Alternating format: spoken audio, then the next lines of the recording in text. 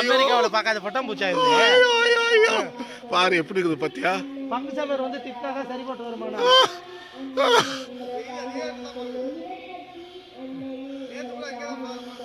ஏன்பா லூர்து என்னப்பா இவ்வளவு பியூட்டியை வச்சுக்கிட்டு இருக்கிய நீ? என்ன ஏன்பா இங்க ஒரு பட்டர்ஃப்ளை இருக்கு. நம்ம செல்வராஜ்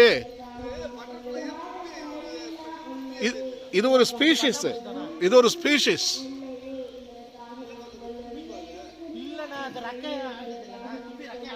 ஆமாமா தும்பி தான் அது. டிராகன் ஃப்ளை வெரைட்டி தான்.